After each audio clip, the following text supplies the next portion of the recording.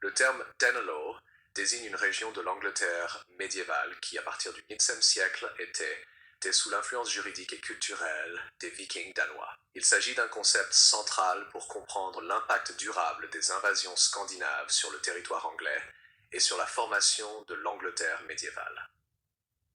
L'histoire du Danelaw commence au cours des grandes invasions vikings, lorsque les rois anglo-saxons, incapables de résister aux attaques répétées, furent contraints de négocier et d'accepter la présence scandinave sur certaines parties de l'île. Contexte historique et origine. Au XIIe siècle, l'Angleterre était composée de plusieurs royaumes anglo-saxons: Northumbrie, Mercie, East Anglia, Wessex et Kent. Ces royaumes, bien que parfois unifiés sous une domination temporaire, étaient souvent en conflit entre eux et vulnérables aux raids venus de la mer du Nord. Les premières attaques vikings furent sporadiques et ciblées, souvent des pillages de monastères riches, comme celui de Lindisfarne en 793. Cependant, à partir du milieu du IXe siècle, ces raids devinrent plus organisés et se transformèrent en invasions massives avec des ambitions territoriales. En 1065, une armée viking, connue sous le nom de Grande Armée païenne, Great Heathen Army, débarqua en Angleterre avec l'intention de conquérir et de s'installer durablement. Cette force était composée principalement de Danois, mais également de Norvégiens et de Suédois, et elle entreprit de conquérir plusieurs royaumes anglo-saxons. La Mercie fut la première à tomber en 1164, suivie de Northumbrie et d'East Anglia. Le roi de Wessex, Alfred le Grand, réussit à repousser les envahisseurs lors de la célèbre bataille d'Eddington en 1168, mais il fut contraint de signer le traité de Wedmore, qui définissait les frontières entre le territoire contrôlé par les Vikings et celui contrôlé par les Anglo-Saxons. C'est à ce moment que le terme Danelaw prit véritablement forme, et désignant les régions du nord et de l'est de l'Angleterre soumises aux lois danoises. Géographie du Danelaw. Le Danelaw n'était pas un territoire homogène, mais il comprenait des parties de Northumbrie, du Mercie oriental, de l'Essex et de l'East Anglia.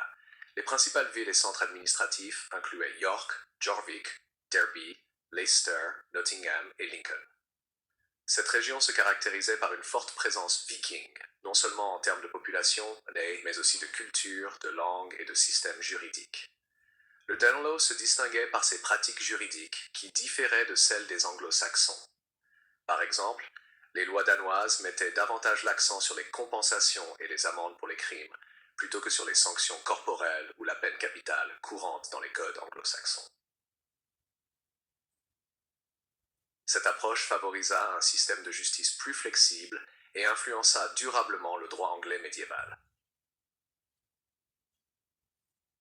Organisation sociale et économique. La société du Danelaw combinait des éléments anglo-saxons et vikings. Les colons scandinaves conservaient leur hiérarchie clanique et leur structure sociale, mais s'adaptaient aux réalités locales. La propriété foncière pouvait être partagée entre communautés vikings et anglo-saxonnes, et le commerce devint un élément central de l'économie. Les Vikings étaient particulièrement actifs dans le commerce maritime, reliant les ports du Danelaw à la Scandinavie, à l'Irlande et même à l'Empire carolingien. L'agriculture prospérait grâce au système de fermage et aux techniques d'irrigation introduites par les colons. Le Danelaw fut également un centre d'artisanat avec des objets en métal et en bois typiques de la culture scandinave. Les marchés locaux favorisaient l'échange de biens et la création d'une économie semi-urbaine, qui contraste avec les régions purement rurales du sud de l'Angleterre.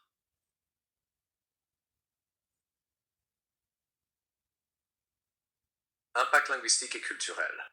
Le Danelaw laissa un héritage durable sur la langue anglaise. Les toponymes d'origine scandinave sont particulièrement nombreux dans le nord et l'est de l'Angleterre. Des noms de villes et villages se terminant par by, signifiant village, Thorpe, hameau, ou Thwaite, clairière, sont typiques de cette influence. Par exemple, Grimsby, Whitby ou Scunthorpe reflètent directement cette présence viking. La culture scandinave se manifesta également dans la mythologie, les traditions et les coutumes locales. Les histoires héroïques et les sagas nordiques se mêlèrent aux récits anglo-saxons, créant un syncrétisme culturel unique. Les pratiques religieuses évoluèrent également, car les colons vikings finirent par se convertir au christianisme, contribuant à l'intégration progressive de la région dans la chrétienté anglo-saxonne. Relations avec les royaumes anglo-saxons. Le Danelaw n'était pas complètement isolé. Des alliances et conflits fréquents survenaient avec Wessex et les autres royaumes du Sud.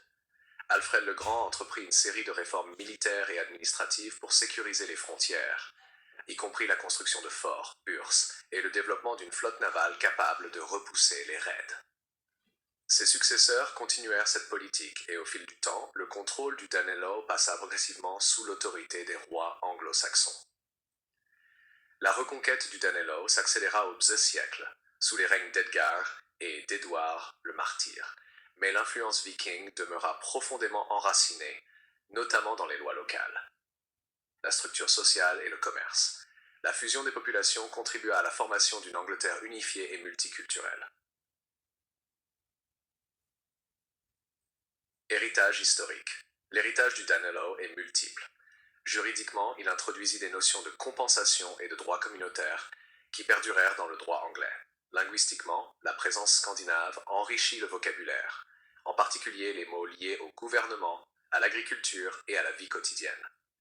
Sur le plan culturel, il contribua à l'élaboration d'une identité anglaise hybride, mêlant tradition anglo-saxonne et nordique.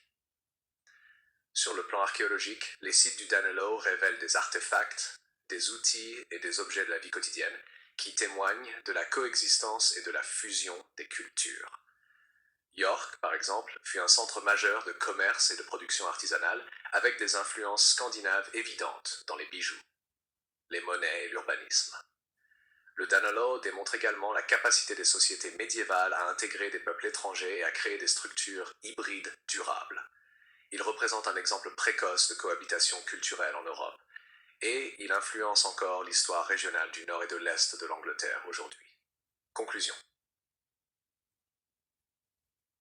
Le Danelaw fut bien plus qu'une simple zone d'occupation viking. Il fut un creuset de culture, de droit et d'économie qui transforma durablement l'Angleterre médiévale. En combinant traditions anglo-saxonnes et scandinaves, cette région illustre l'impact profond des Vikings sur la société anglaise, au-delà des raids et des conflits militaires. La mémoire du Danelaw subsiste dans les noms de lieux, les coutumes, la langue et le droit, offrant un témoignage fascinant de l'interaction entre conquérants et populations locales. L'étude du Danelaw permet ainsi de comprendre comment les invasions vikings ont contribué à la formation d'une Angleterre unifiée et multiculturelle, à la fois dynamique et résiliente.